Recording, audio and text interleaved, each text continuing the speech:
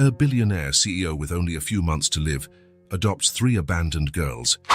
But as soon as they get home, one of them looks him in the eye and says, "We know how to save you."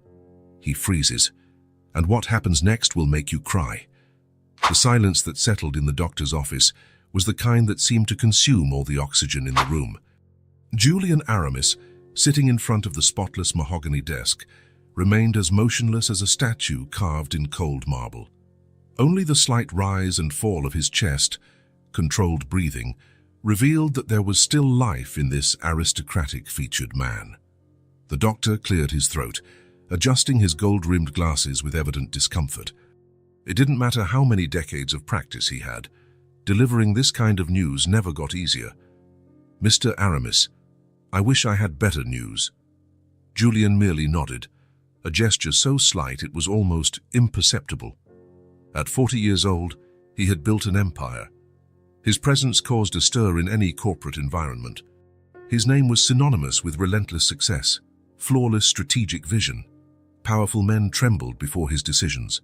But here, confronted by papers containing test results and medical jargon incomprehensible to laypeople, he was as vulnerable as any other human being. "Advanced cancer," the words hung in the air like a sentence. 3 months to live, at best. The doctor went on about palliative treatments, quality of life, terminal care specialists. His voice seemed to come from very far away, as if Julian were submerged in deep water. 3 months, 12 weeks, 90 days, 2,160 hours. The numbers danced through his mind like an impossible equation. Julian, who always turned data into profitable strategies, now faced the cruelest math of all, the countdown of his own existence. "Mr. Aramis, any questions?" Julian stared at the doctor as if seeing him for the first time. He shook his head no. He rose with the same calculated elegance he displayed in board meetings. He straightened his custom-made Italian jacket in a habitual gesture. "Thank you for your time, doctor. No drama, no collapse, no tears." Julian Aramis left the doctor's office the same way he handled billion-dollar acquisitions, with absolute control. It was only when he stepped onto the sidewalk, after the tempered glass door of the upscale medical center had closed behind him, that the first crack in his composure appeared. His feet, once always directed toward a clear goal, now wandered aimlessly through the streets of a city he had never truly observed. The sky had a shade of blue he didn't recall ever noticing before. People passed by in a hurry, some talking on cell phones, others holding hands, each living their minutes without the acute awareness of their own mortality. Julian walked like a ghost among them, already inhabiting a liminal space between existence and absence. At a random corner, he stopped in front of a storefront. His reflection stared back. The impeccable suit, the polished Italian shoes, the precise haircut, the posture that exuded authority, the perfect image of a successful man. But his eyes, he had never realized how empty they looked. "Who will cry when I'm gone?" The thought hit him with the force of a punch to the stomach. Julian Aramis, the billionaire CEO whose decisions affected global markets, could not identify a single person who would truly miss him. Business partners would regret losing a valuable contact. Competitors would breathe easier. Employees would worry about job stability under new leadership. But genuine tears, broken hearts, a void impossible to fill, nothing. He kept walking, now aware not just of the terminal diagnosis, but of something perhaps even more devastating. The life he had built, so impressive in statistics and achievements, was utterly barren of human connections. His phone buzzed incessantly in his pocket, calls, messages, emails, his empire demanding its commander. Julian ignored them all. For the first time in decades, work felt irrelevant, like an elaborate board game but ultimately pointless. The hours passed in a trance. The sun began to set, painting the urban horizon with shades of red and gold. Julian watched this spectacle with the curiosity of someone seeing it for the first time, calculating how many more of these sunsets he might have the privilege of witnessing. When night finally fell, his steps instinctively led him back home, if that place deserved such a designation. The personal driver, who had been waiting patiently for hours, opened the door of the Bentley without asking about his boss's whereabouts throughout the day. The mansion appeared imposing once the electronic gate opened, strategically lit to highlight its award-winning architecture. 3 stories of glass, steel, and concrete, designed by a celebrity architect. A contemporary masterpiece, frequently photographed for architectural magazines. Julian climbed the steps of the main entrance and the door opened automatically, recognizing his presence.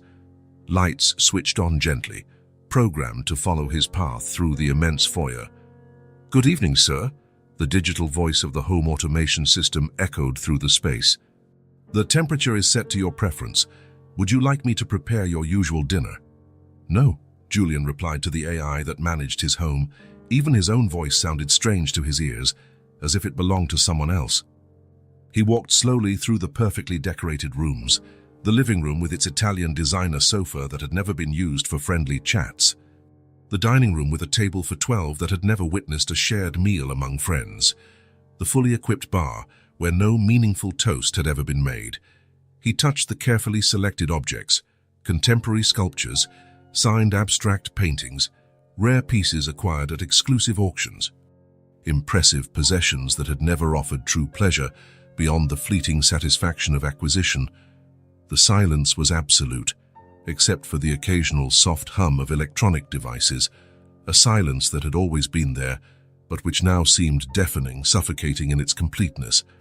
Julian Aramis, the man who had everything money could buy, finally understood that he had built not a home, but a mausoleum, a monument to his own loneliness. In his bedroom, he sat on the edge of the perfectly made bed, looking out through the glass wall at the city lights below. For the first time since childhood, Julian Aramis allowed silent tears to roll down his cheeks. He did not cry for the death sentence he had received that morning. He cried for the life he had never truly lived. Julian's routine changed drastically in the days following the diagnosis. The corporate empire he had built so meticulously continued to run without his constant presence, a revelation that surprised and, in a way, saddened him. Years of obsessive dedication, and the world kept turning without him. For the first time since he founded his conglomerate, Julian began ignoring insistent calls from his executives, emails piled up unread.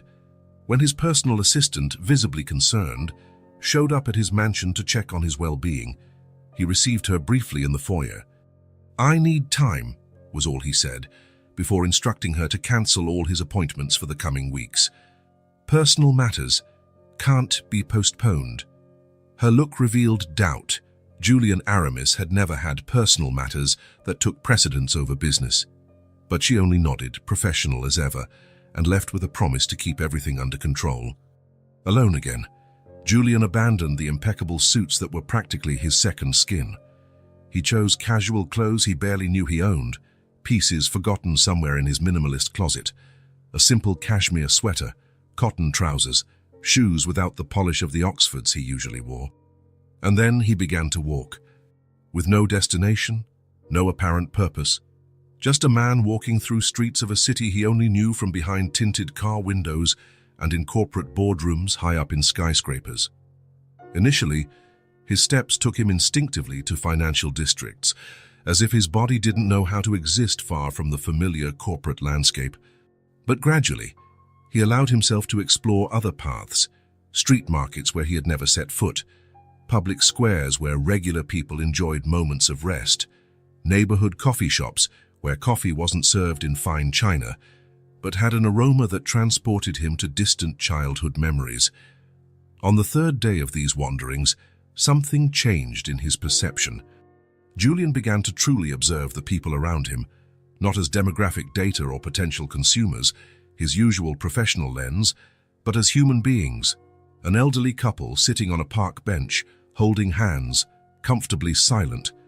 2 friends roaring with laughter over some private joke. A mother stroking her child's hair while they waited for a bus. Small moments of genuine connection that had always happened around him, but that he had never stopped to witness. Each scene was like a pang in his chest, a painful reminder of what he had never experienced, the choices he had made along the way, the doors he had closed without even glancing at what lay behind them. On the 4th day, a light rain began to fall in the late afternoon. Julian, with no umbrella or any protection, kept walking. The feeling of raindrops on his face felt purifying. The streets started emptying as people sought shelter. That was when, turning into a quieter street, he saw them for the first time. 3 small figures huddled under the narrow awning of a closed shop. They shared a single worn-out blanket, far too colorful for the situation they found themselves in. At first glance, they could have been just a pile of discarded rags, if not for the little feet that occasionally shifted, trying to find a more comfortable position on the cold ground. Julian stopped a few steps away, unsure. For a brief moment, he considered doing what he always did upon encountering homeless individuals. Walk on, perhaps make an anonymous donation later to some charity, clean, distant, efficient. But something stopped him from moving on. Maybe it was the recent diagnosis breaking down his carefully built defenses. Maybe it was the now heavier rain soaking the small blanket that barely covered the 3 children. Julian approached slowly, trying not to scare them. The oldest of the 3 noticed him first. Her gaze instantly grew alert, one arm placed protectively in front of the other 2. Despite her tiny size, there was a fierceness in her eyes that spoke of experiences far beyond her age. "Are you all right?" The question sounded foolish even to Julian's own ears. Obviously, they were not okay. "We're just waiting for the rain to stop," the oldest girl answered, her voice firm, trying to sound older than she was. "We don't need anything." Julian noticed how she held her chin high, even as an involuntary shiver ran through her small body. The middle one, with big, expressive eyes, silently watched the exchange, holding tightly onto the hand of the youngest, who, surprisingly, smiled at Julian as if he were an old friend she'd just bumped into. "Where are your parents?" Julian asked, already suspecting the answer. A heavy silence fell. The oldest just pressed her lips together, a thin line of determination. "I live nearby," Julian continued, gesturing vaguely. "I could bring something for you to eat." The mention of food made the youngest squirm excitedly, but a look from the oldest quieted her again. "We don't talk to strangers," the protective girl declared. Julian nodded, respecting her caution. "You're very smart to be careful." He took a step back. "But I'll leave something for you here, okay? You don't have to talk to me or come with me. I just want to help." Without waiting for an answer, Julian crossed to a small diner on the other side of the street. He ordered 3 hot soups, sandwiches, and some cakes. While waiting for his order, he called his driver, instructing him to pick him up but keep a discreet distance. When he returned to the girls, he placed the bag of food a few steps away from them and backed away again. "It's hot, it'll help with the cold," he said simply. For a moment, no one moved. Then the youngest, sporting a wide grin that revealed a missing baby tooth, escaped the oldest girl's protective embrace and ran to grab the bag. The pure joy on her face as she caught the aroma of the soup caused a strange feeling in Julian's chest, a tightness that wasn't entirely unpleasant. "Thank you, mister," the little one exclaimed, already carrying the package back to the others. The oldest girl carefully inspected the contents before allowing them to eat.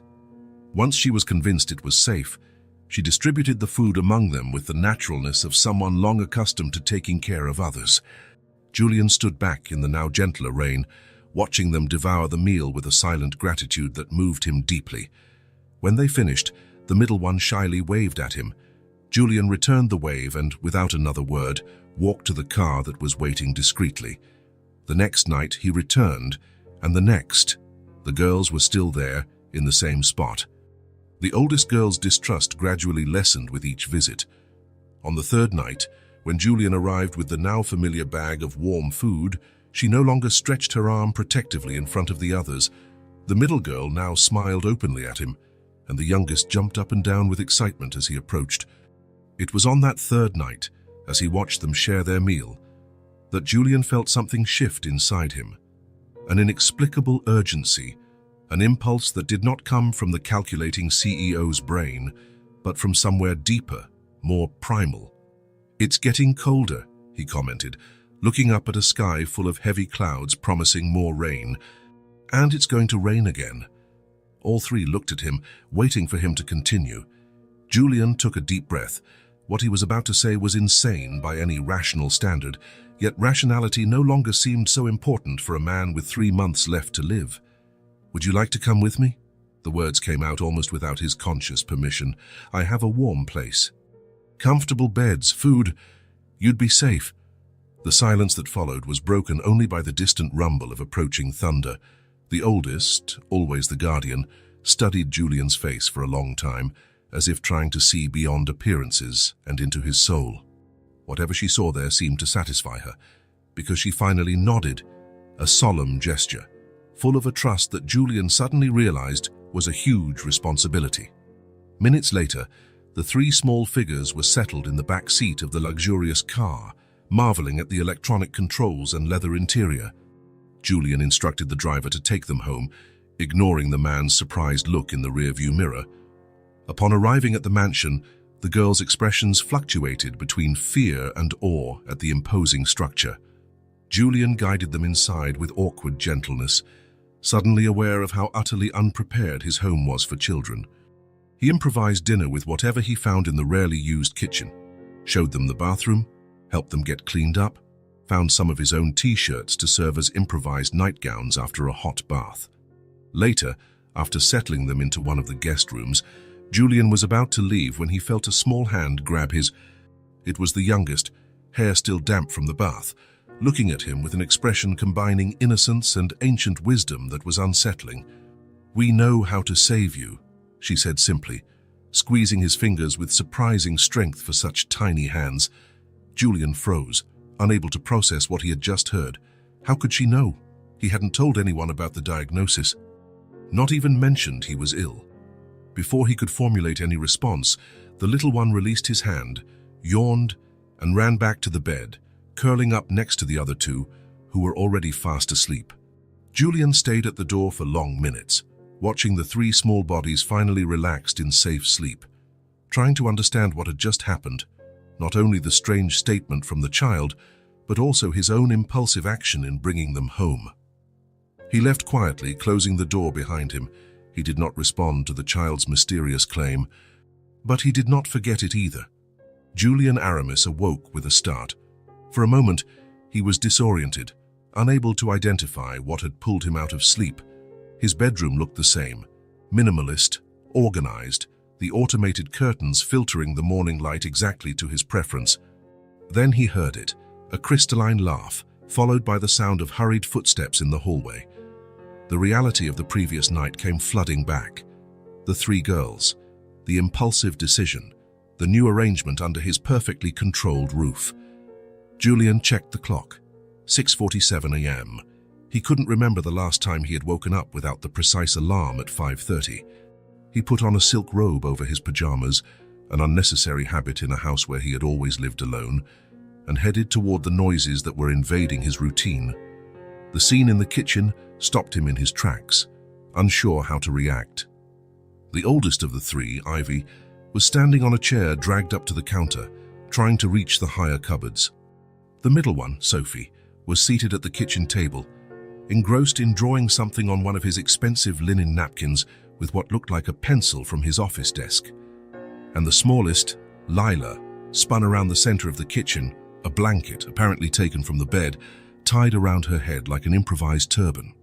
"Wizard, wizard, wizard of the forest," the little one sang, twirling until she got dizzy and plopped down, laughing at her own spinning head. None of them had noticed him yet. Julian remained still, like an anthropologist observing a newly discovered tribe. There was something both fascinating and unsettling about how quickly they had transformed the sterile environment into something alive. "Good morning," he finally said, his voice rougher than he intended. 3 heads turned simultaneously toward him. Ivy almost lost her balance on the chair. Sophie quickly covered her drawing with her hand, as if fearing scolding. Only Lila, still sitting on the floor with her improvised turban, grinned broadly. "Rich guy," she exclaimed, as though that were Julian's natural name. "We were looking for food," Ivy explained, descending nimbly from the chair. "We didn't want to wake you." There was a certain dignity in how the girl spoke, taking responsibility without apologizing. Julian realized she had probably been taking care of her sisters for long enough to develop that demeanor. "It's fine," he replied, feeling awkward in his own kitchen. "Let's have breakfast." The problem presented itself immediately.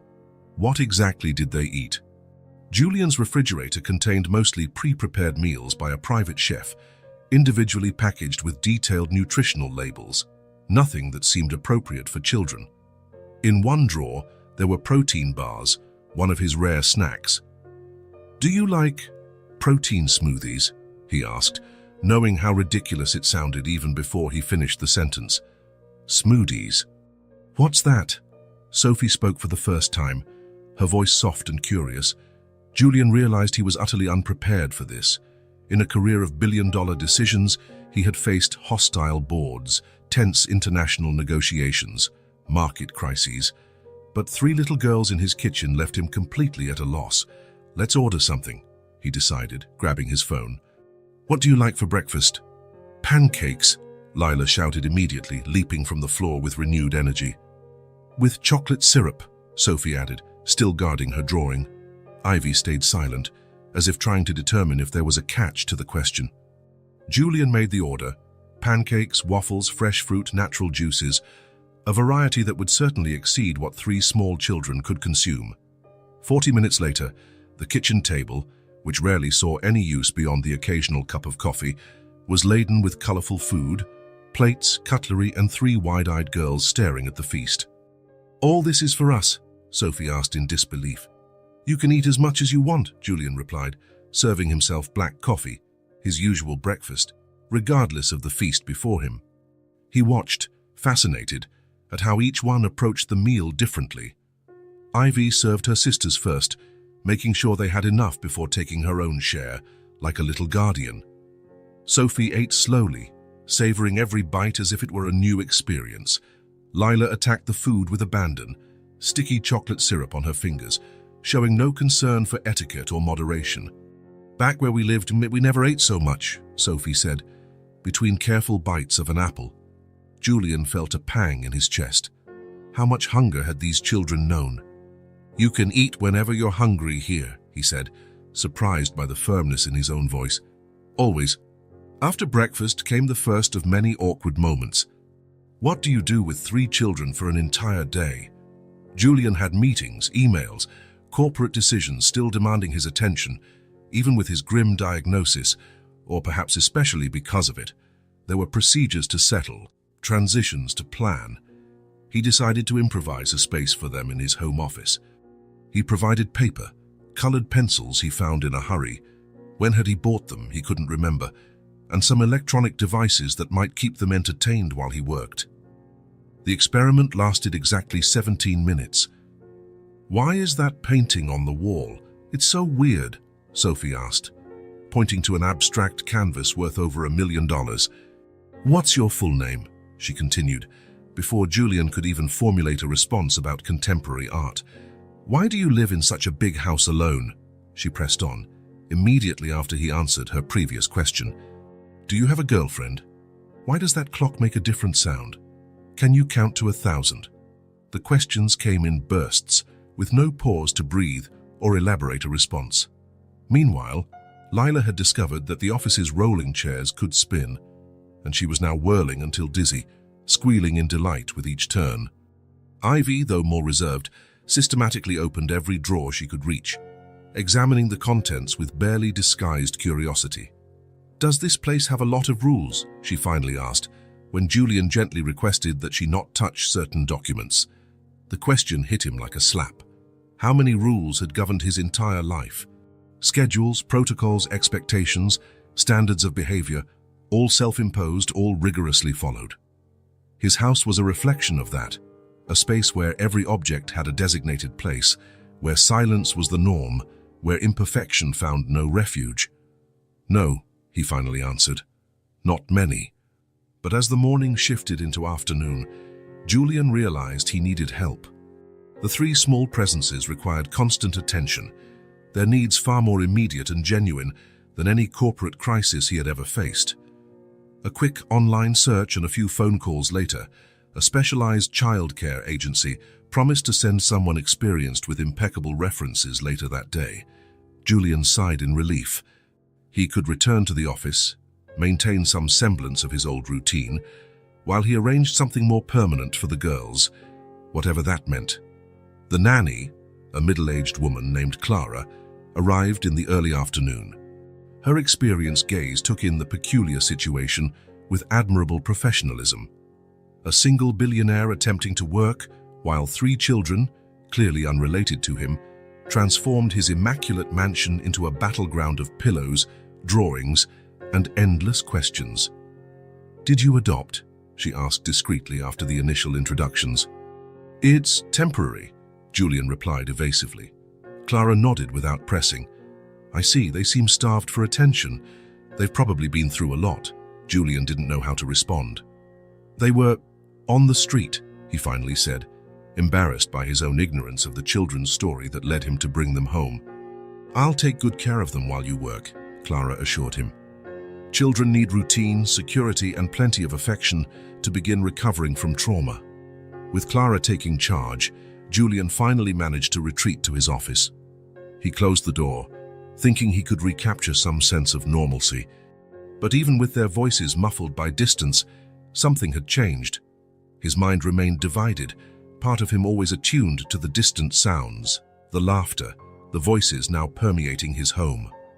The following days established a new routine. Julian tried to keep his distance, focusing on work, leaving the complexities of childcare to Clara. He was paying generously for it, after all. Clara was undoubtedly efficient. Within days, she had set schedules for meals, baths, educational and recreational activities. She bought suitable clothing for the girls, children's books, carefully selected toys for each age group.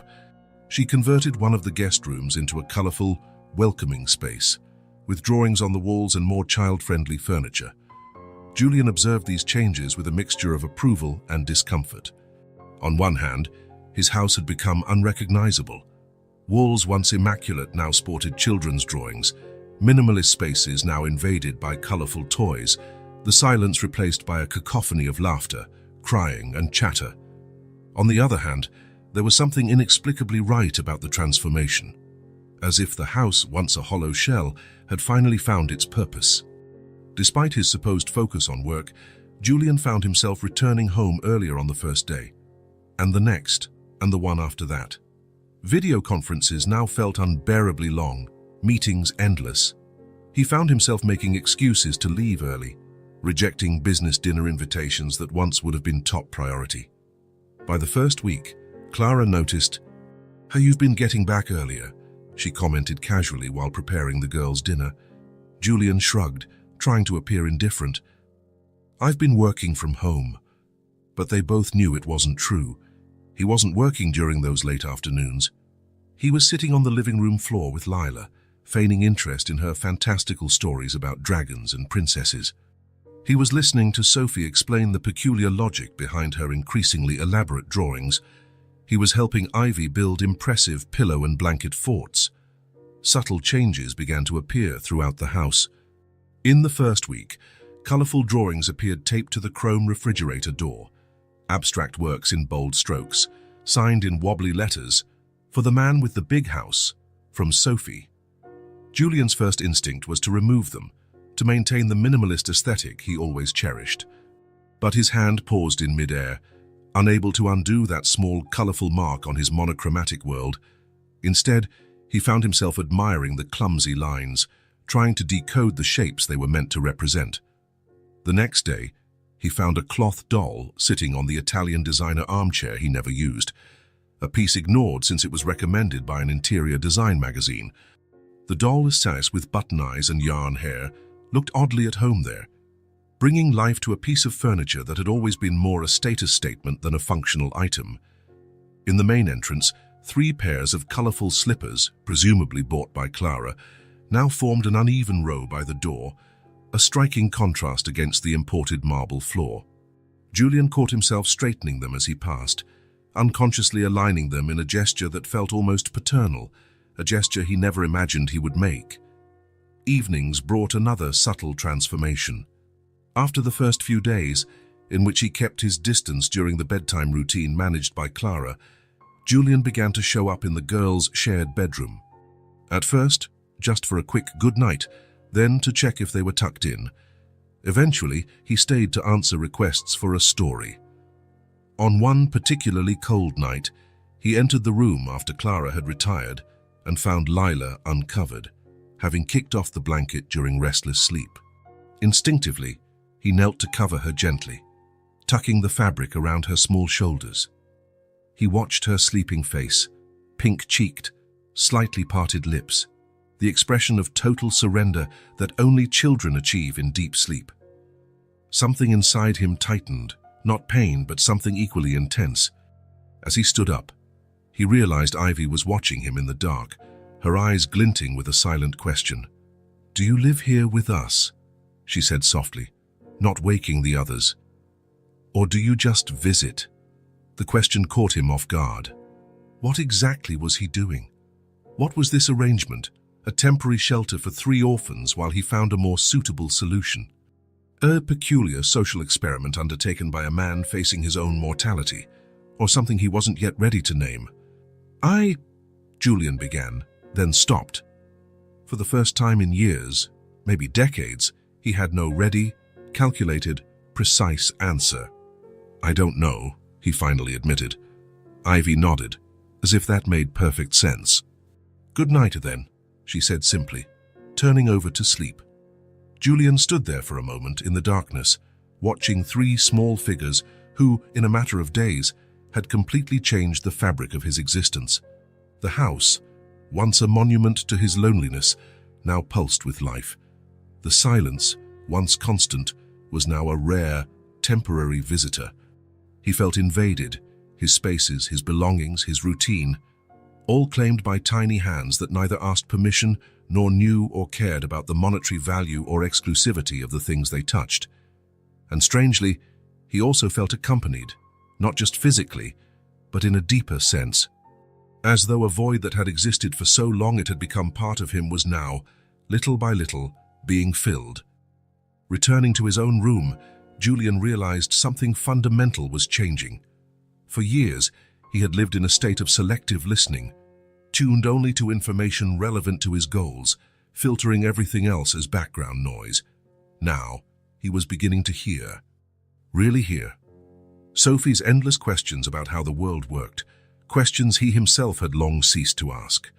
Lila's half-asleep murmurs in her dreams. Ivy's subtly authoritative tone when organizing her sisters. And more, the rhythm of the house itself, gaining its own pulse, different from the mechanical tick-tock of the precise clocks that had once governed his existence. That night, Julian slept with his bedroom door open for the first time, telling himself it was to hear if any of them needed him. But the truth, which he wasn't quite ready to admit, was that the sound of other people's breathing in the house made his own breathing easier to bear. Heavy rain fell that night, turning the mansion's huge windows into watery screens where distant city lights danced in hypnotic patterns. The pounding of the raindrops against the glass created a sort of acoustic insulation, as if the house floated in a bubble separate from the rest of the world. Julian had sent Clara home earlier. The nanny, sensing the growing bond between the man and the girls, had gradually been stepping back in the evenings, allowing them to find their own rhythm as an unlikely family unit. After dinner, while distant thunder occasionally made Lila jump, Julian suggested a movie night in the living room, a space he had barely used before the girls arrived, despite the impressive audio-visual system installed. "Can we make a fort?" asked Sophie, already excited by the idea. Julian frowned, confused. "A fort? Yeah, with blankets and pillows," Ivy explained, already taking the lead. "We used to do that and before." Something in the way she said "before" made Julian nod without question. During the next half hour, the minimalist living room transformed into a cozy shelter of expensive Egyptian cotton sheets draped between sofas, piles of goose-down pillows strategically arranged, and subdued lighting creating an intimate atmosphere inside the makeshift structure. The result was absurdly incongruent with the house's decor and inexplicably perfect. Julian now found himself sitting on the floor, leaning against cushions, with Lila practically in his lap, Sophie at his right side, and Ivy keeping her characteristic watchful distance, though visibly more relaxed than in the early days. The Chosen movie, a cartoon about a family of superheroes, had ended, but no one moved. The rain continued outside, the warmth inside the fort forming a bubble of comfort that no one seemed willing to leave. "Do you have a real dad?" Lila asked suddenly, turning her face to look at Julian. The silence that followed was palpable. Ivy shot her younger sister a warning look, but the question was already out, impossible to ignore. "Why do you ask?" Julian deflected, buying time, feeling suddenly vulnerable.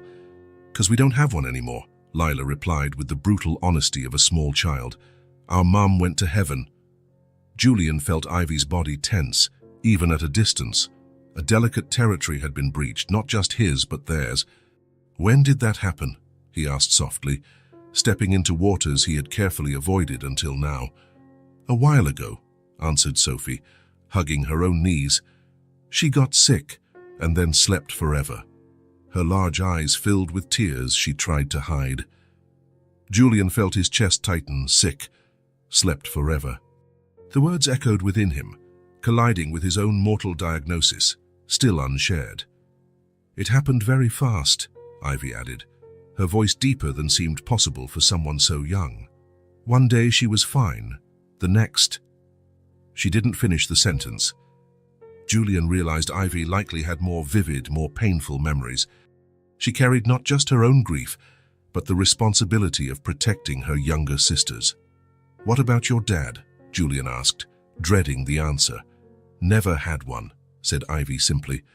"Mom said he left before we were born." "All of you?"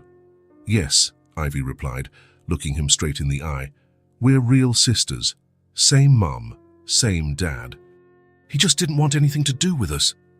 The restrained anger in Ivy's words revealed a forced maturity, a premature understanding of abandonment that made Julian recoil inside. What kind of man would walk away from three such extraordinary beings without looking back?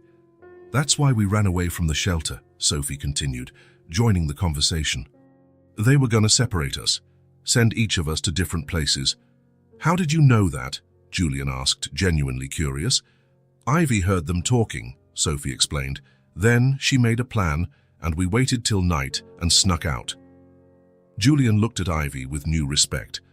The girl had organized an escape, kept her sisters together, and survived on the streets long enough until he found them, or they found him.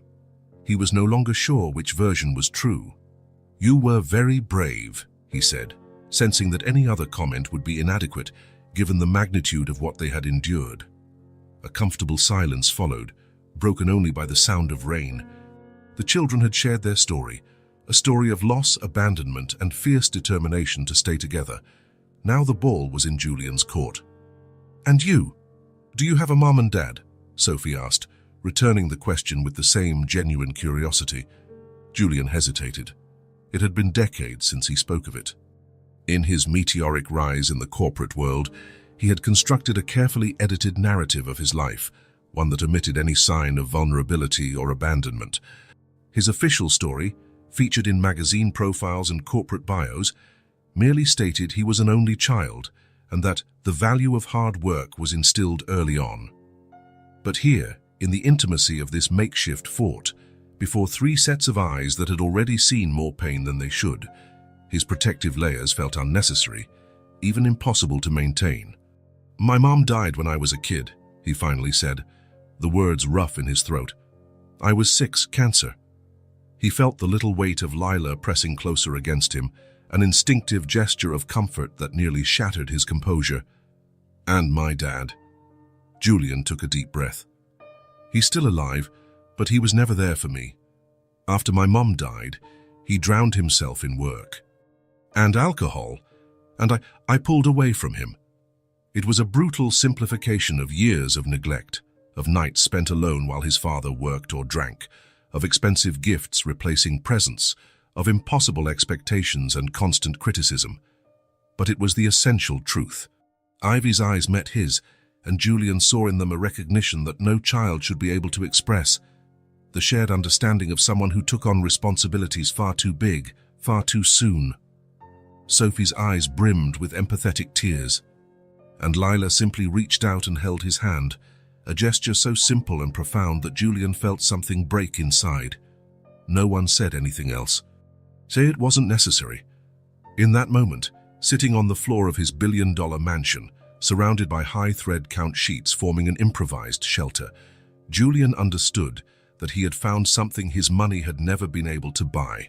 People who understood his loneliness because they had experienced it too. A mirror of his own story of loss, reflected in the eyes of these three little survivors. The rain continued outside, but inside that fort, something had fundamentally changed. A connection had been formed, unseen but undeniably real, woven from the threads of shared stories, exposed vulnerabilities, and the silent recognition that, improbably, they had found one another precisely when they needed it most. Sunday morning dawned clear and bright, a sharp contrast to the previous night's storm. Julian woke to muffled laughter in the hallway. He opened his eyes and watched a beam of sunlight crossing the window, forming a golden pattern on the ceiling. Something had shifted after last night's conversation. The vulnerability they had shared built a bridge between him and the girls, a mutual acknowledgement of similar wounds, similar emptiness. For the first time since receiving his diagnosis, Julian did not wake with that crushing heaviness in his chest. He got up, dressed casually, now a habit in recent weeks, and followed the sounds of children's voices.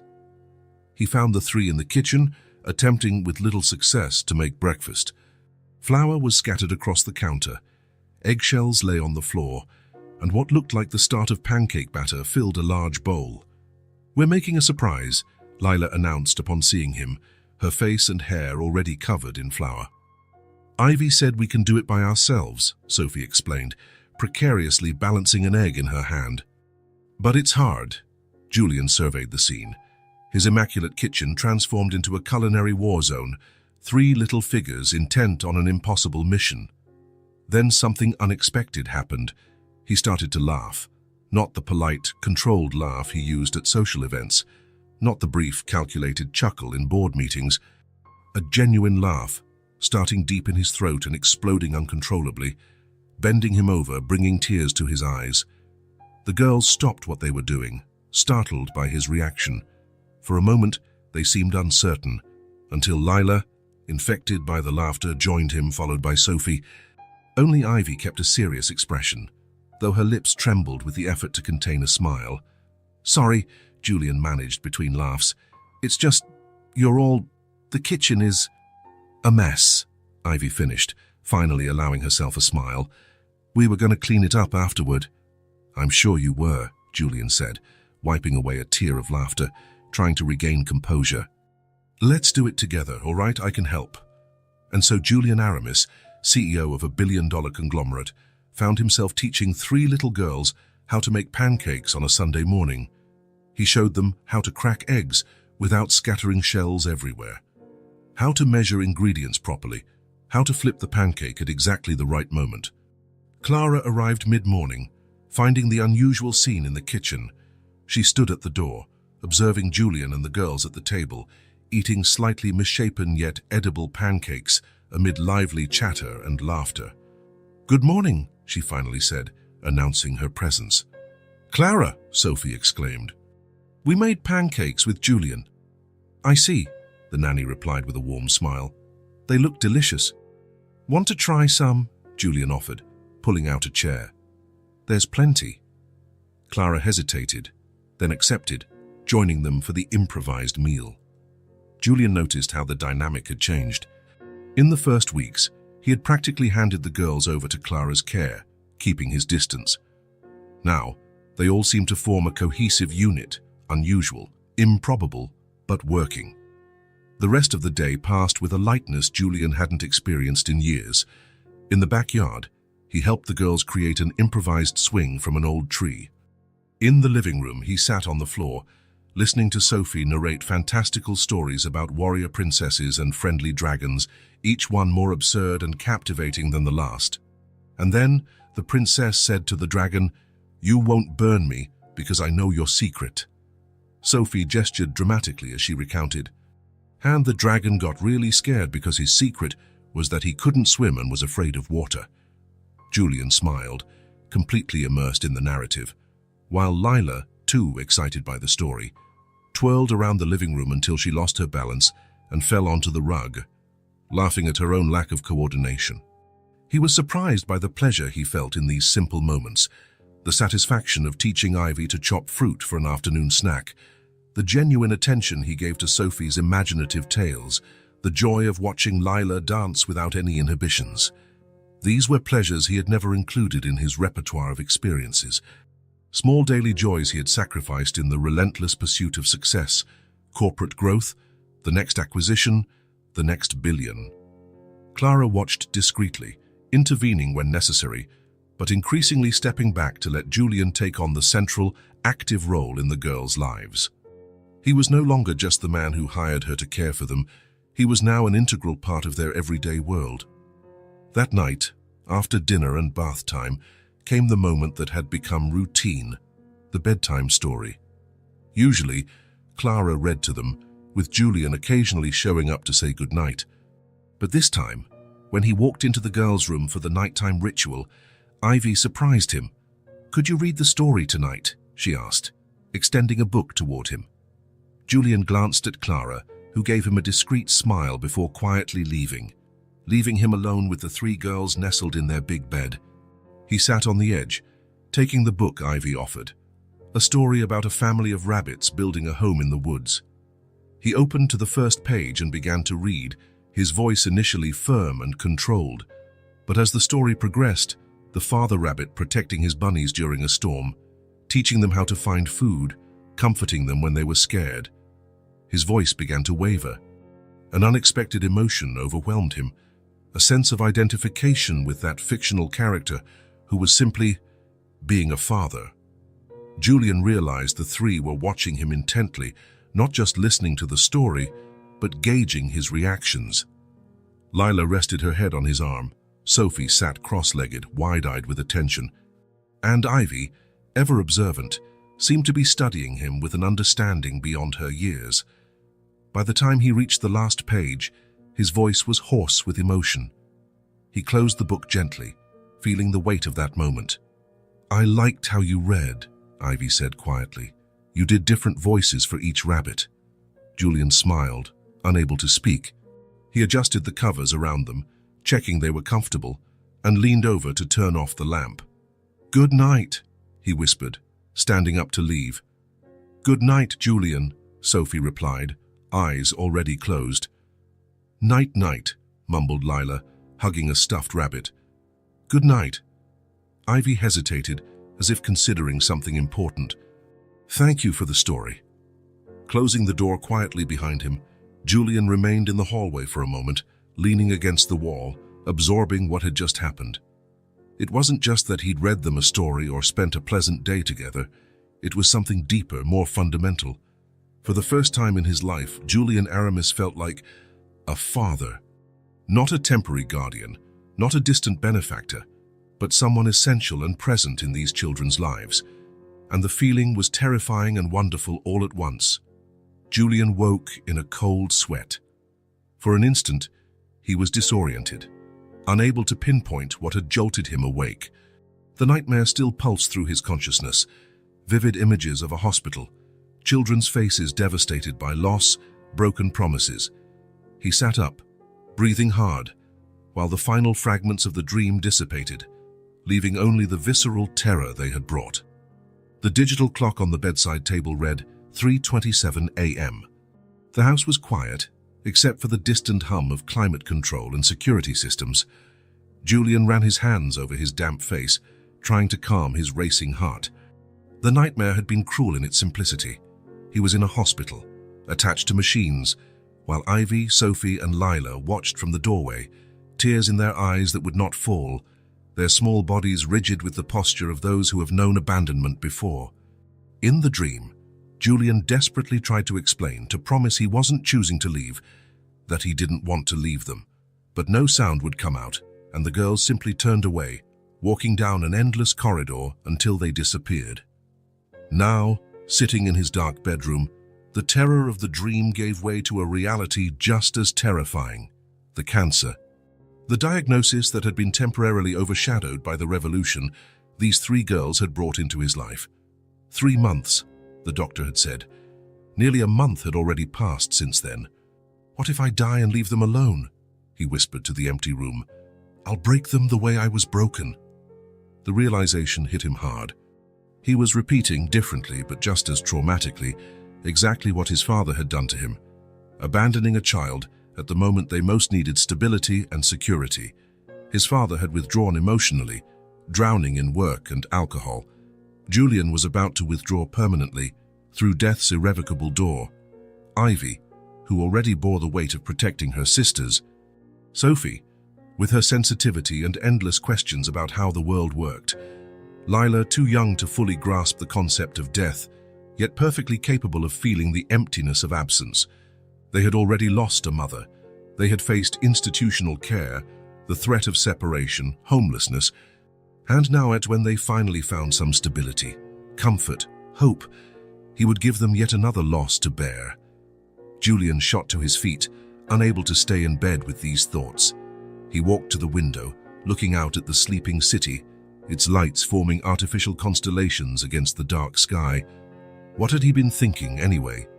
That he could simply take in 3 children, form bonds and then vanish, leaving a hole in their lives precisely when they began to trust that maybe, just maybe, adults wouldn't always abandon them. No, that was too selfish. As much as their presence had filled a void in his own life, as much as their laughter had given color to his remaining days, he couldn't keep this going. The most responsible thing, the most painful yet correct, would be to find them a permanent home, a stable family with healthy parents, people who could be there for decades, not just weeks. Someone who could see them off to college, attend graduations, meet future partners, maybe even grandchildren one day. All the things Julian knew he would not live to see. With a bitter but firm resolve, he got back into bed, though he knew sleep wouldn't come easily. He had to act quickly. He couldn't allow their bonds to grow any stronger, making the inevitable separation even more traumatic. In the morning, as soon as the girls went down to breakfast with Clara, Julian locked himself in his office and made the call he had promised himself he would make. Child Protective Services, good morning, answered a female voice on the other end. Good morning. My name is Julian Aramis. I need to speak to someone about a foster case. 20 minutes and multiple transfers later, Julian finally scheduled a meeting with a senior social worker that very afternoon. He ended the call with a physical sense of nausea, like he had just signed a sentence. He avoided the kitchen, where he could hear the girls' excited voices and Clara's patient responses. He slipped out the back door without saying goodbye, unable to face those who, in so little time, had become the center of his world. The meeting at the austere offices of social services was as difficult as Julian anticipated. The social worker, a middle-aged woman named Dr. Ramirez, had compassionate yet shrewd eyes behind thick-rimmed glasses. She asked pointed questions about how the girls had come into his home. So you just found them on the street and took them in? She asked, her professional tone barely masking her disbelief. Julian shifted uncomfortably in the stiff chair. I know it seems irregular. It sounds like abduction, Mr. Aramis, the social worker corrected, though her tone wasn't accusatory. If not for the fact that they were apparently homeless and not under anyone's legal custody at the time. I should have contacted the authorities immediately, Julian admitted, but they said they ran away from a shelter because they were going to be separated. I just wanted to help. Dr. Ramirez studied him for a moment. Good intentions or not, the procedure was completely improper. Still, here we are now. You mentioned you're looking for permanent placement options. Julian swallowed hard. Yes, I want them placed in a permanent home. Together, it's crucial they stay together. That could be complicated. 3 sisters, different ages. Not many families are prepared for that kind of commitment. Julian hesitated. I can offer financial support, set up a fund for education, healthcare, future needs. I just want to ensure they have stability and stay together. The social worker regarded him with renewed interest. Why the sudden push for placement, Mr. Aramis? From your description, the girls seem to be adapting well in your home. You've hired professional help. You obviously have more than enough resources to care for them. Julian lowered his eyes. How could he explain? How to say he was dying? That any relationship he built with these children would be cut short in a matter of weeks. "I have professional commitments that make it impossible for me to be the right guardian long-term," he finally answered, hating the half-truth, but unable to voice the whole truth. Dr. Ramirez seemed unconvinced, but she made notes on her notepad. "I'll begin searching for joint placement options. However, Mr. Aramis, I must warn you, this process isn't quick. It can take weeks, even months, to find a suitable family willing to take in 3 sisters at once." Weeks? Julian felt a chill run through him. Weeks meant the girls might still be with him when the end came. "At minimum," the social worker confirmed. "Meanwhile, if you're willing, the girls can remain under your temporary care. We'll need to formalize that, of course. There will be home visits, evaluations, a lot of paperwork. But given the unusual circumstances and the fact that separating them could cause more trauma, that seems the least disruptive option for now." Julian nodded mechanically, his mind racing with timelines, possibilities, scenarios. Leaving the grey government building with a folder of forms to formalize temporary custody, he felt the heavy sense that he had simultaneously done the right thing and the absolutely wrong thing. He returned home late in the afternoon, mentally exhausted and emotionally drained. The house was quiet when he entered. Clara had likely taken the girls out somewhere, now part of their routine. He climbed the stairs slowly, heading to his room for a few hours of solitude before the children's energy filled the rooms once more. Passing by the girls' bedroom, though, he noticed the door ajar. He peeked inside, thinking perhaps Clara and the girls had returned without him noticing. The room was empty, beds made, toys neatly arranged on the newly installed shelves. He was about to continue on when a colorful sheet of paper on Sophie's bed caught his eye. He walked in hesitantly, approached the bed and picked up what appeared to be a freshly drawn picture. Julian's heart seemed to stop for an instant as he took in Sophie's creation, 4 stick figures, holding hands, under what appeared to be the simple outline of a house. The tallest figure, obviously representing Julian, stood in the center with the 3 girls around him. Above the house, in large, colorful, wobbly letters, Sophie had written, "Our home." Julian felt his throat tighten, an emotional knot so intense he could barely breathe. His fingers trembled as he held the paper, absorbing every detail. How Sophie had drawn Ivy with her characteristic ponytail, how Lila's figure had a giant smile occupying half her round face, how they all had identical smiles, how the house sheltering them looked safe, solid, permanent. The first tear fell onto the paper before Julian realized he was crying. Soon his entire body trembled with silent sobs as he clutched the drawing to his chest, as if it were the most precious object in the world. He didn't know how long he stayed there, sitting on Sophie's bed, crying like he hadn't since childhood. When he finally regained some composure, the sky was already darkening outside and the house remained silent. Carefully, he placed the drawing back exactly where he found it. Then, with determined steps, he returned to his room, picked up the phone, and dialed social services once more. "Dr. Ramirez, Julian Aramis again. About our conversation today, there's been a change." Later that night, after Clara said her goodbyes and the girls were settled in bed, Julian entered their room quietly. He sat on the edge of the bed the 3 insisted on sharing, despite there being enough space for each to have her own. In the soft glow of the bedside lamp, he watched their peaceful faces, each with its own sleeping expression, Ivy still vigilant even in rest, Sophie with her brows slightly furrowed as if dreaming of complex questions, Lila fully relaxed, a tiny smile on her lips.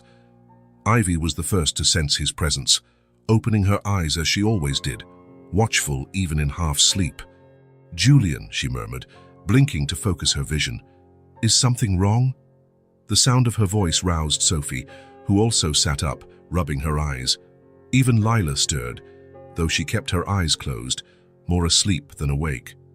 "I needed to talk to you," Julian said, his voice low and intense. "Even if it's late, even if you might not fully understand now." He paused, arranging the thoughts he had rehearsed for hours, but which suddenly felt inadequate under their attentive gaze. "I was scared," he finally went on, Afraid to care too much about you. Afraid you would care about me. Afraid it would hurt everyone later. Ivy watched him with a comprehension beyond her years, as if she already knew exactly what he was trying, clumsily, to express. But now I see I'm the one who needs you, Julian continued, voice tight with emotion. You've brought something into my life I didn't even know was missing. And maybe I can bring something to yours too. As he spoke, Julian felt certainty grow within him. Yes, he was still dying. Yes, there would be pain in the future. But there would also be love. There would be family. There would be memories the girls could cherish, lessons he could teach, security he could offer, even if it was for less time than any of them deserved. To his surprise, Ivy moved first. The always cautious, always protective girl stood and, without hesitation, wrapped her arms around his neck in a tight hug. Julian felt her small body trembling against his, and he returned the embrace with equal intensity. Sophie came next, still half asleep but determined, placing a kiss on his cheek before joining the group hug. And finally, Lila, now fully awake, snuggled into his chest and whispered with the uncomplicated profundity of young children, "You're our daddy." The words struck Julian like lightning, knocking down his last defenses and dissolving his final doubts. He felt tears streaming freely down his face as he held the three of them, his unexpected treasures, his gift from the universe. "And you're my girls," he replied, his voice quavering. Right then, in that dimly lit room, cradling three small lives that had transformed his own, Julian Aramis made his decision. It didn't matter how long he had left, a year, 3 months, or just weeks. He would be the father they needed for as long as he could, without holding back, without reservations. He decided to stay completely. The following weeks brought a gradual yet profound change to the mansion's routine. Julian did not abandon his corporate empire. This would be impractical, even under the extraordinary circumstances, but he drastically scaled back his involvement. The perfectionist CEO who once micromanaged every aspect of his business now delegated with surprising ease. "Priorities have changed," he explained succinctly during a board meeting, ignoring the puzzled stares of executives who had known him for years and never heard him speak of reducing his workload. No one dared question him, though rumors about his abrupt shift ran rampant through the company halls. The truth was too simple for the corporate world to grasp. Julian Aramis had discovered something more important than quarterly earnings and strategic acquisitions. His mornings, once dedicated to pre-dawn international video conferences, now began in the kitchen. He had learned to make breakfast, not merely ordering delivery, but actually cooking.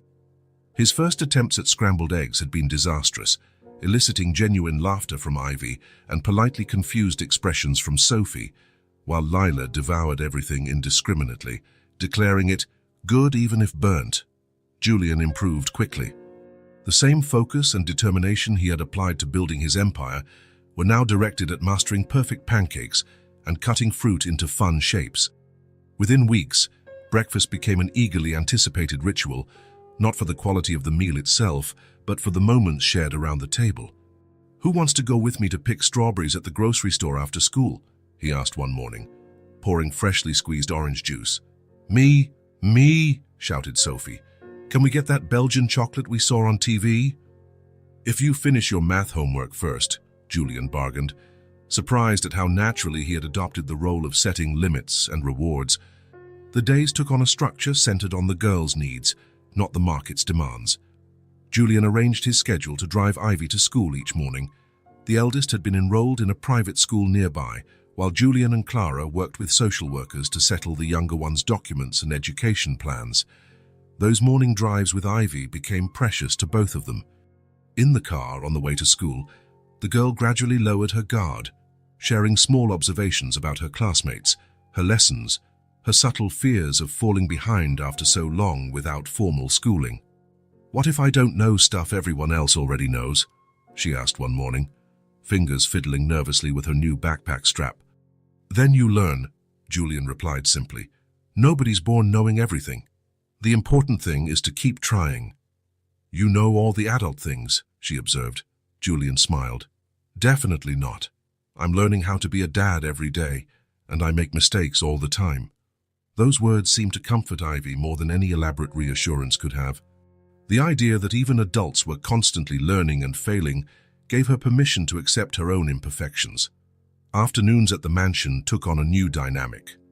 Julian set up a study table in the living room, not the formal office, where he helped Sophie with her first lessons. The inquisitive girl absorbed knowledge at an impressive rate, but needed constant redirection to stay on track. "Why is the ocean salty?" she'd ask, in the middle of a math exercise. "We finish the math first, then we'll explore the seas," Julian would reply, discovering a new reservoir of patience within himself. Meanwhile, Lila usually played nearby, building imaginary castles with blocks or dressing up in colorful fabrics Julian had bought specifically for her warrior princess costumes. By late afternoon, when homework was done and dinner still in the works, a tradition emerged: dancing with Lila. The little one would pick a song, usually something upbeat and entirely outside the musical universe Julian would choose on his own, and drag him by the hand to the middle of the room. There, the once powerful CEO abandoned any pretense of dignity, twirling, hopping, and improvising moves that elicited peals of laughter not just from Lila, but also from her sisters watching on. "You dance funny," Lila observed once, through giggles. "Funny how?" Julian asked, feigning offense. "Funny good," she clarified, hugging his legs. Clara was still around, a constant and stabilizing presence, but her role had subtly changed. She was no longer the primary caregiver in charge of all the girls' needs. She had become a partner, a supporter, someone who complemented but did not replace Julian's increasingly central presence. "You've changed," Clara remarked one afternoon as they watched the three girls play in the yard. Julian did not answer immediately, contemplating the transformation not just in his routine, but in the entire atmosphere of the house. The mansion, once a shrine to minimalist aesthetics and controlled silence, now pulsed with life. Toys lay forgotten in the most unlikely corners. Walls once reserved for expensive contemporary art now bore the girls' drawings, and small handprints appeared on glass surfaces that had once been impeccably spotless. The architectural perfection had given way to something far more valuable: a home. "No," he finally said with a slight smile, "I've just found what matters." And it was true. Amid the invisible ticking clock of his remaining days, Julian discovered the unexpected gift of a life fully lived, not measured in acquisitions or conquests, but in small moments of genuine connection. In Sophie's goodnight kiss, in Ivy's rare but priceless smile, in Lila's clumsy dance moves, in the calm certainty that, even if for a shorter time than anyone deserved, he had become a father in every sense. Sunday dawned with a light drizzle that painted the mansion's gardens in deeper shades of green. Julian was rearranging his old office, gradually transforming it into a friendlier space where the girls would also feel free to enter. The glass and steel walls remained, but now there were colorful cushions on the leather sofa. The girls' drawings framed with the same care once reserved for contemporary art pieces, and on the desk, photographs in frames, tiny glimpses of the new family taking shape. Rummaging through the bottom drawer of the furniture, looking for papers to discard, his fingers found something unexpected: a small box he hadn't seen in years. Opening it, he felt a pang in his chest. Amid old documents and forgotten childhood keepsakes was a yellowed photograph. A boy of about 5 years old perched on the shoulders of a young man, both smiling for the camera. Identical smiles, the same shape of lips, the same slightly squinty eyes when they laughed genuinely. The man gripped the boy's legs firmly, as though promising he wouldn't let him fall. Julian and his father. He stared at the photo for long minutes, sitting on the office floor, motionless except for his breathing, which grew ragged by the second. The image captured a time before his mother's death, before the distance and emotional withdrawal, before resentment and bitterness piled up year after year. Long suppressed memories began to surface. His father hadn't always been absent. There had been a time of backyard baseball games, bedtime stories, tickles and laughter. Once, long ago, that man had been Julian's entire world, until life, in its random cruelty, took Julian's mother away, and with her, much of his father as well. Now gazing at the photo through the lens of his own recent experience with fatherhood, Julian wondered how much of his father's subsequent absence had been conscious choice, and how much had been his inability to deal with his own pain while trying to raise a child alone. The question struck him like a revelation. For the first time in decades, Julian considered that perhaps his father hadn't simply decided to abandon him emotionally. Maybe he just hadn't known how to do it differently, how to be enough while he himself was shattered by loss. The realization shook him deeply. What would have happened if he, Julian, had not found the girls? If he faced his own mortality completely alone, without the transformation they'd brought to his life? Wouldn't he also have withdrawn further into himself, his work, his self-imposed loneliness? Ivy entered the office at that moment, interrupting his reflections. She watched Julian sitting on the floor for a few seconds, curious. "What's that?" she asked, coming closer to see the photo in his hands. "It's me," Julian replied, voice slightly hoarse. "With my dad." Ivy studied the picture intently, then glanced at Julian. "You look happy," she observed with childlike directness. "We were," Julian confirmed, "back then. Where is he now?" The question hung heavily. Julian realized he didn't really know. He had kept himself deliberately distant for so many years that he wasn't even certain of his father's current whereabouts. Awkward holiday phone calls, a brief birthday card now and then, nothing more. "I'm not sure exactly," he admitted, ashamed of his own ignorance. "But I'm going to find out." 3 days later, Julian was driving down a tree-lined street in a suburban neighborhood. He parked in front of a modest, well-kept house with a small front garden where roses were just beginning to bloom. He checked the address on the crumpled piece of paper in his hand, information obtained after some phone calls and the hiring of a private investigator. For several minutes, he sat motionless in the car, breathing deeply, mentally rehearsing what he would say. How to condense decades of absence and hurt into coherent words. How to explain he was dying, that he finally understood something about fatherhood, that he had forgiven without even realizing until this moment. At last, he summoned the courage and walked to the door. Each step felt simultaneously heavy and light, the weight of all those years apart, balanced by the possibility of reconciliation. He rang the doorbell and waited, heart pounding like it hadn't since he was a teenager. The door opened, revealing a man with completely white hair, thinner and shorter than Julian remembered, or perhaps Julian had simply grown so much since truly looking at his father. His eyes, however, were the same as in the photo, same shape, same color, now encircled by deep wrinkles attesting to years and experiences Julian knew nothing about. The older man's surprise was evident. "Julian?" he asked, his voice trembling as though seeing a ghost. For an instant, all the carefully rehearsed lines vanished. Julian stood there in the doorway of his father's house, acutely aware of how surreal this unexpected visit must feel to the man before him.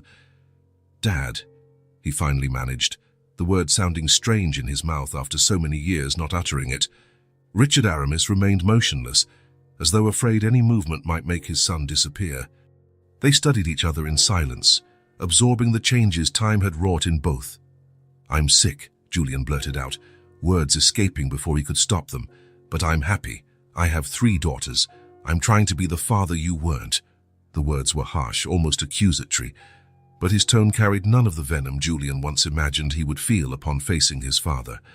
It was merely a statement, painful but honest. For a long moment, Richard said nothing. His eyes, so like Julian's, filled with tears.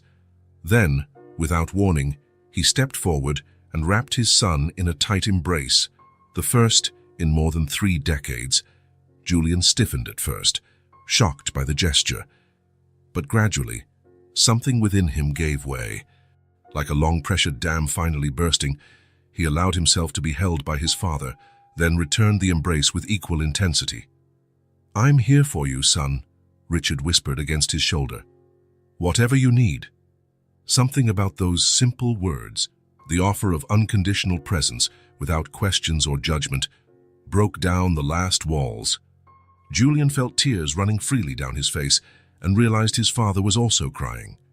They cried for everything they had lost, for the wasted time, for all the unspoken words, for every hug they hadn't shared.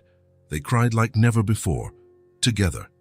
And in that shared sobbing, feeling his father's arms around him for the first time since childhood, Julian realized there was one more lesson he needed to learn before leaving this world, the lesson of forgiveness, which he could now pass on to his daughters as well. The following months were a marathon of bureaucracy, psychological evaluations, social worker visits, and endless paperwork. The system designed to protect vulnerable children made no exceptions, not even for a man with the resources and influence of Julian Aramis. At times, the process felt almost insurmountable, especially when Julian had to privately disclose his medical condition to the evaluators. "How can we approve adoption by someone with such a limited prognosis?" one social worker asked during one of the more challenging evaluations. Julian took a deep breath before responding, "These children have already lost one mother. They know what grief is. What I'm offering them isn't forever, but stability, financial security, and above all, love for as long as I have left. I've made plans for their care after I'm gone." What Julian didn't mention was that his physician, puzzled yet optimistic, had noticed an unexpected stabilization in his condition. "I can't explain it," the specialist admitted at the last consultation, "but the tumor has stopped growing. We're not talking about a cure, but maybe more time than we initially predicted." Weeks turned into months. The girls thrived under Julian and Clara's care, with additional support from Richard, Julian's father, who had quickly taken on the role of a devoted grandfather, eager to make amends for his own mistakes through this new generation. Finally, on a sunny spring Thursday, the judge brought down the gavel for the last time, signing the final paperwork. Ivy, Sophie, and Lila officially became Ivy Aramis, Sophie Aramis, and Lila Aramis, the three daughters of Julian Aramis, recognized not just by the bonds of the heart, but by law as well. On the drive back from the courthouse, Julian watched the girls in the back seat, each processing the moment in her own way. Ivy, serious as ever, examined the official papers carefully, running her fingers over the printed names as though verifying their tangible reality. Sophie gazed out the window, lost in thought, occasionally smiling to herself. Lila simply chanted, "Aramis, Aramis, Aramis," in an improvised tune. "We have to celebrate," Julian announced. "What do you think?" "Party," Lila cried immediately. "A small party," Julian agreed. "Just us. Something special." He wanted nothing grand or ostentatious, no echoes of corporate extravagances that once filled his social calendar. This moment called for something intimate, authentic, reflecting the transformation his life had undergone. When they arrived home, Clara, Richard, and a small team of helpers had everything prepared, following Julian's precise instructions. The decorations were simple yet meaningful, flowers everywhere, arranged casually to bring color and life into the rooms. Colorful balloons floated against the living room ceiling. A handmade banner, created by Richard Darker, revealing an artistic talent Julian hadn't known his father possessed, hung on the main wall, reading simply, "Aramis Family." In the middle of the living room, a single cake stood on a low table, not a professionally crafted confection, but a homemade cake, slightly lopsided and imperfect, covered in colorful frosting with the three girls' names written in chocolate. Julian had discovered, to his own surprise, that he enjoyed baking. He'd spent the previous morning in the kitchen working on it, refusing any help. "It's perfect," Sophie whispered, her eyes wide as she gazed around. "It's ours," Ivy added, her usual composure momentarily softened by emotion. Lila simply ran around the room, touching every flower and balloon, as if she wanted to soak in the celebration through her fingertips. Julian had only invited the closest people, Clara, practically part of the family now, and Richard, carefully rebuilding his relationship with his son, Dr. Ramirez, the social worker who had overseen the case, was also invited as an official witness, but she politely declined, understanding this was a moment for the newly formalized family. Before cutting the cake, Julian cleared his throat, catching everyone's attention. He held 3 envelopes in his hands. I wanted, he began, voice faltering slightly. He took a breath and started again. I wrote something for each of you. I'm not good with spoken words, and so I put it on paper. He handed an envelope to each girl. Inside, each found a handwritten letter, something Julian had done in the quiet of night, revising and rewriting countless times until the words felt right. Ivy, the oldest, read hers silently, eyes moving quickly across the lines, hands trembling slightly. Sophie mouthed the words as she read, as if savoring each one. Lila, still learning to read, asked Sophie to read hers aloud. You gave me a new life, Sophie read, her clear voice filling the room. You taught me what true love is. Julian watched their expressions change as they absorbed his words, declarations of love, promises of presence, acknowledgments of their strength, and how they had transformed him. Ivy moved first. The girl who had always maintained a protective caution, a safe distance, walked deliberately across the room and wrapped her arms around Julian's waist, hugging him tightly. Sophie followed, fitting in on the other side. And finally, Leela, who ran and practically leaped into Julian's arms, completing the group hug. Julian closed his eyes, feeling the warmth of their small bodies pressed against him, the tangible love flowing between them. From the corner of the room, he caught sight of his father discreetly wiping away a tear, while Clara beamed with genuine happiness. It was official now. Paperwork signed, stamped, filed in some government office confirmed what their hearts had known for months. They were a family, complete, real, sharing a name and a future together, however long that future might be. The medical center still had the same antiseptic, impersonal air Julian remembered from his first visit, when he'd received the diagnosis that changed his life. The same neutral-toned walls, the same faint disinfectant smell, the same outdated magazines on the waiting room tables. But Julian was no longer the same man. Sitting in the chair across from the oncologist's desk, he watched the doctor's hands flipping through his latest test results with an expression oscillating between puzzlement and professional fascination. Dr. Morales, one of the most respected specialists in the country, had ordered a comprehensive series of tests when the initial results showed something unexpected. Mr. Aramis, the doctor began, adjusting his glasses in a nervous habit Julian already recognized. I must say I'm surprised by these results. Julian remained silent. In the month since he'd heard the initial prognosis of 3 months to live, he had slowly come to terms with his mortality. At first, acceptance sprang from hopelessness, the resignation of a man who saw his end on the horizon.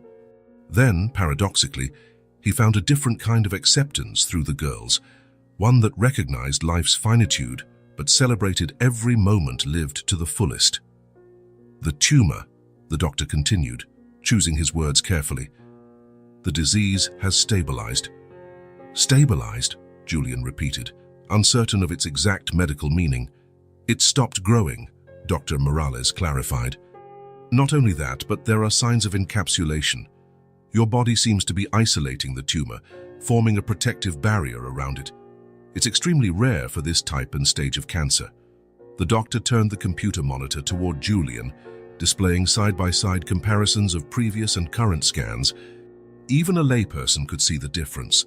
Where there had been an irregular, invasive mass before, there was now a more contained formation with clearer edges. Does that mean? Julian hesitated, not wanting to give voice to the hope forming in his mind. This isn't a remission, the doctor hastened to clarify. You still have cancer. But this stabilization significantly changes our expectations for disease progression. How long? Julian asked directly. Dr. Morales took a deep breath. We don't have an explanation for what's happening. Despite all our advances, medicine still encounters cases that defy statistics and predictions. But it does happen. He removed his glasses, wiping them with a cloth, a gesture that gave him time to gather his thoughts. If this stabilization continues at its current pace, we're no longer talking about months, Mr. Aramis. We could be talking about years. The word fell into the office like a revelation. Years. Not weeks or months, anxiously counted like grains of sand in an almost empty hourglass. Years. I want to be clear, The doctor continued in the cautious tone characteristic of his profession. "We can't guarantee anything. We'll need constant monitoring, regular tests. And there's always the risk of a sudden change."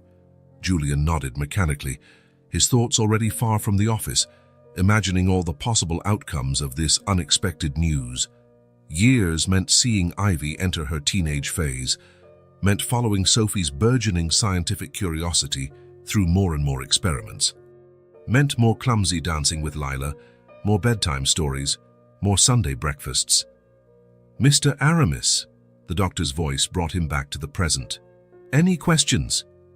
Julian realized he was smiling, a small, reserved, but genuine smile. "No, doctor. Not for now. May I ask?" The doctor hesitated, curiosity wrestling with professional decorum. "Have there been significant changes in your life since the initial diagnosis? Stress levels, diet, exercise?"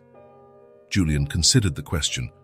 How to explain the complete transformation his existence had undergone?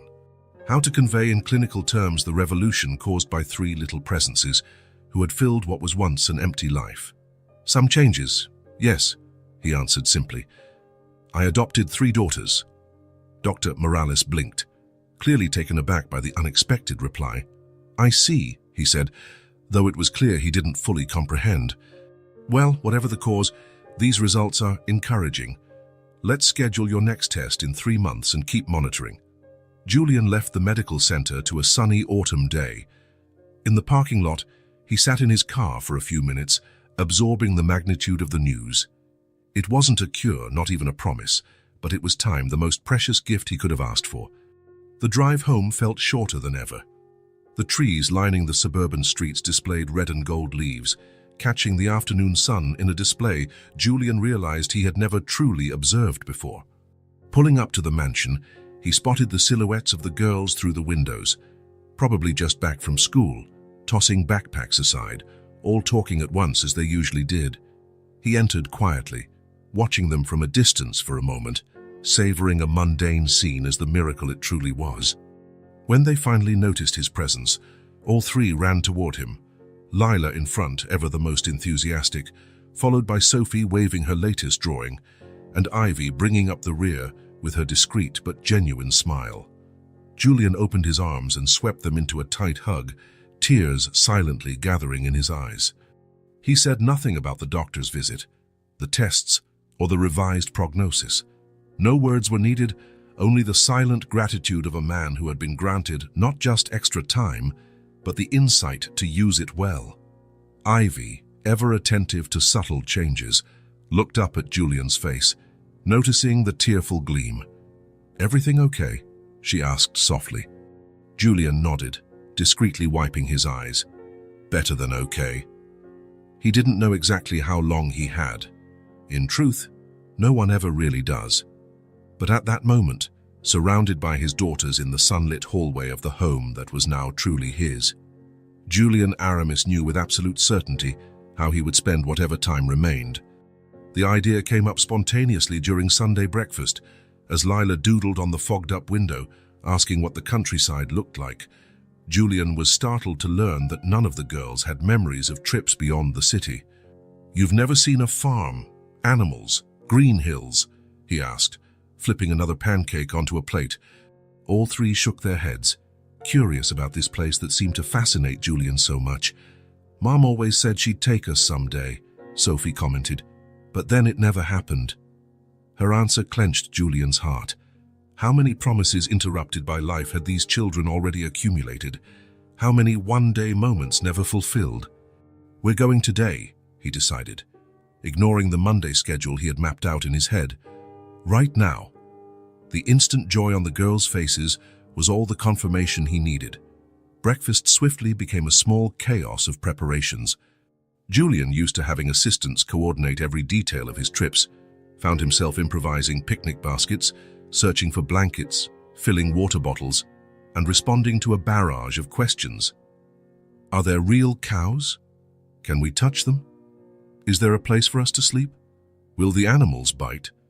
Julian laughed, overwhelmed but genuinely happy at their excitement. We're not staying overnight, just a day trip. But if you like it, We can plan a longer visit during vacation." 3 hours later, the car left the last traces of the city behind. The urban landscape of buildings and concrete gradually gave way to a completely different view. Gentle hills covered with vegetation, open fields where the wind rippled through tall grass, occasional clusters of old trees standing like silent sentinels watching the passage of seasons. In the backseat, Ivy, Sophie, and Lila pressed their faces to the windows, absorbing every detail of this new experience. Their excitement was infectious, and Julian realized he was also seeing the scenery with fresh eyes, not as the blurred backdrop of rushed business travel, but as a living, breathing landscape. They stopped at a small farm run by friends of Richard, Julian's father. The place was modest but charming, a wooden house with a wide porch, red barns, well-maintained pastures where cows and horses grazed peacefully, and a small pond surrounded by willows at the far end of the property. The welcome was warm. The owners, a middle-aged couple named Elena and Marco, seemed delighted at the chance to show city children around. "The girls have never seen farm animals," Julian explained. "Then we have a lot to show them," Marco exclaimed, leading the group toward the stable, where a newborn foal shyly hid behind its mother. The following hours were a kaleidoscope of discoveries. Julian watched unfascinated at how each girl interacted with this new world in her own unique way, revealing facets of their personalities that urban life might never have let bloom. Ivy, normally so composed and watchful, showed a surprising gift with the animals. The mare, initially skittish around strangers, allowed her to approach, and the farm dog followed her as though they'd been friends for years. "You've got a knack," Elena remarked, impressed. "Some people are just born with it, an instant connection to animals." Ivy blushed at the praise, trying to hide her proud smile, but Julian noticed she stayed near the stables for the rest of the day. Sophie, meanwhile, became a walking encyclopedia of questions. Every plant, insect, or piece of farming equipment sparked another string of how and why, which Marco answered with patient amusement. Julian realized, for the first time, that Sophie's endless queries were finding truly satisfying responses, tangible, practical explanations tied to the land and the natural cycles. And Lila, the smallest and most vibrant, ran through open fields with her arms stretched wide, laughing with complete abandon, trying to mimic the birds' calls, rolling in the grass without a care for stains or dirt. Her joy was so pure and unself-conscious that Julian felt a lump in his throat watching her. After lunch, a simple but delicious picnic under a century-old oak tree, Elena suggested they try the rope swing hung from one of its strongest branches. For nearly an hour, Julian took turns pushing each of the girls on the makeshift swing, hearing their delighted shrieks, watching their hair fly in the breeze, feeling their small hands gripping the rope with total faith that he would not let them fall. As the sun sank toward the horizon, Julian gathered his girls for a final walk to the pond. They sat on the soft grass by the water, watching the sunlight paint the surface in shades of orange and gold. It was one of those perfect moments that seemed to exist outside of time, the kind of moment Julian, in his former life of meetings and acquisitions, would never have noticed, let alone appreciated. Now he savored each second like a priceless gift. "I thought I'd die without ever really living," he said softly, words escaping almost unconsciously. "But you saved me." The three looked at him with different degrees of understanding.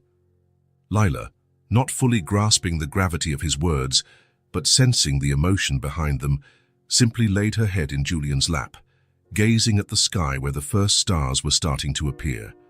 Sophie came closer and took Julian's hand, placing a gentle kiss on his fingers, a gesture she'd learned from him when he kissed her little scrapes to take the pain away. It was Ivy, however, who met his gaze directly. The oldest girl, always observant, always aware of more than she revealed, smiled in a serious, deeply mature way. "You saved us too," she said simply. In those few words lay all the unspoken history, the nights on the street, the fear of separation, the hunger, the uncertainty, the abandonment, and also everything that came after: security, kindness, a restored family, the chance to just be children again. Julian wrapped his arms around all three, feeling their warmth, the trust with which they nestled against him, the fragile yet fierce strength they embodied. None of them spoke another word. There was no need. There, framed by a sunset in a field far from the city, there were no diagnoses, no prognoses, no backup plans or future worries. There was no room for past or future pain. There was only the present moment, filled to the brim with the purest love, the kind that heals, transforms, and saves. The kind that, against all medical odds, might just be granting Julian not only a reason to live out his remaining time, but also, miraculously, more time to live. A year had passed. A year of regular checkups, small victories, and normal days that now seemed extraordinary simply because they existed. The paper calendar in the kitchen, not the sleek digital model embedded in a smart fridge, but an old-fashioned one decorated with colorful drawings and different handwriting, marked the exact anniversary of the day Julian had discovered 3 small figures under a blanket on the sidewalk. 12 months, 52 weeks, 365 days he hadn't expected to have. 365 days that changed everything. The mansion, once a testament to contemporary design and corporate success, was unrecognizable to anyone who'd seen it before. The pristine white walls were now covered in colorful handprints, framed drawings and countless photographs. The designer furniture, once perfectly aligned, had been rearranged into more practical configurations for conversation and board games. Books lay on every table. Toys were scattered in the most unlikely corners, and pencil marks marred the hallway wall where Julian diligently recorded each girl's increasing height. In the kitchen, the smell of a chocolate cake filled the air as it finished baking. Julian had discovered a surprising aptitude for baking, finding therapeutic satisfaction in creating desserts that made his daughter's eyes shine. The world's best dad baker, Sophie had proclaimed on her last birthday, when Julian unveiled an elaborate dinosaur-shaped cake for her party. Dad. The word still stirred emotion every time he heard it. At certain moments, it felt like a miracle that he, Julian Aramis, had become the father of 3 extraordinary girls who now proudly shared his last name. Most surprising of all was how fatherhood had entirely restructured his relationship with time. The man who once lived perpetually in the future, always thinking of the next deal, the next quarter, the next fiscal year, now lived fully in the present. The value of each moment was no longer measured by productivity or growth potential, but by laughter, discoveries, and small daily triumphs. Julian worked less. He had delegated the day-to-day management of his conglomerate to a talented team, retaining only strategic supervision and a few critical decisions. His priorities had shifted so radically that even his closest colleagues noticed the difference, not only in his more limited schedule, but in his more human approach, more sensitive to factors he once might have dismissed as intangibles. "You seem different," his CFO remarked after a recent meeting. "I'm alive," Julian responded simply. And he was. More alive than he could ever remember being, even before the diagnosis that had once put him on borrowed time. The latest tests showed the disease still stabilized, in a sort of inexplicable ceasefire that his doctors observed with cautious professionalism and thinly veiled amazement. Julian didn't seek explanations. Maybe it was coincidence.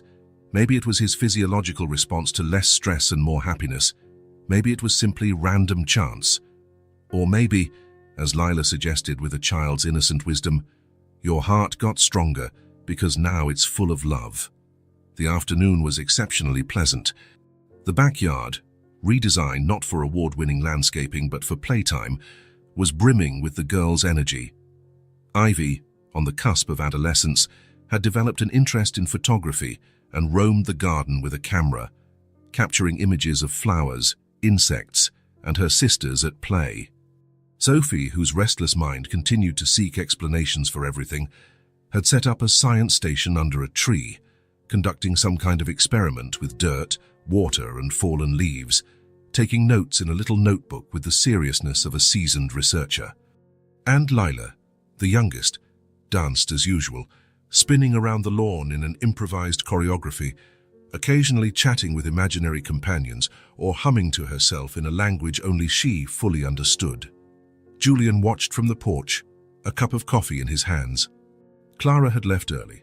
Her services, though still appreciated, had become less essential as Julian's life adjusted to being the primary parent.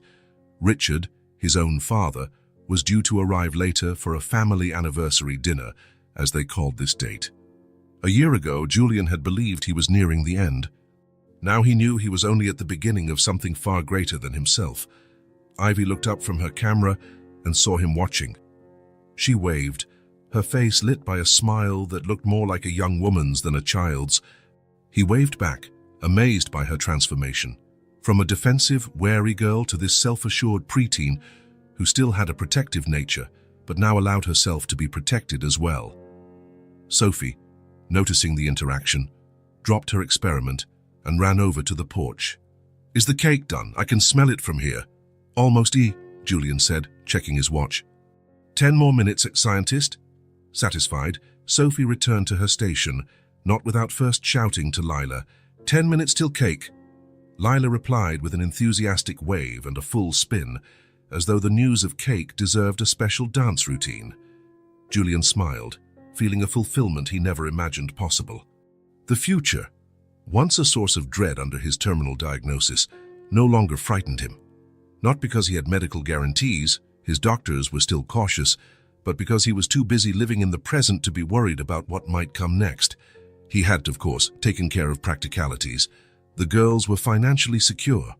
Richard had pledged to assume guardianship if anything happened. Julian had written letters for every significant milestone he might miss: graduations, weddings, the arrival of possible grandchildren. But those precautions didn't dominate his thoughts. They were simply responsible measures taken by a man who had learned to love without fear, not the fear of losing, which is inevitable for everyone, but the fear of loving wholeheartedly, of giving himself completely. The timer on his phone buzzed, announcing the cake was ready. Julian stood to go inside, but paused for a moment, taking in the scene. The three sisters in the sunlit backyard, laughter echoing, their vibrant existence entwined with his. He closed his eyes for a moment, imprinting that scene not just in his memory, but in every fiber of his being. When he opened them again, tears shone, but they were tears of pure gratitude, not sadness. "Now I've truly lived," he murmured to himself. And then he went in to take the cake out of the oven, call the girls, whip up the chocolate frosting Lila would insist on spreading, hear Sophie's latest scientific discoveries, and admire Ivy's photographs from the day. There was an anniversary dinner to prepare, stories to listen to, laughter to share, memories to create. There was life, imperfect and unpredictable, unfinished, yet utterly wonderful in its simplicity. And for Julian Aramis, that was everything. If this story touched your heart, subscribe to the channel and turn on notifications so you don't miss the next ones. Leave a like because it helps this story get recommended to more people. See you in the next story.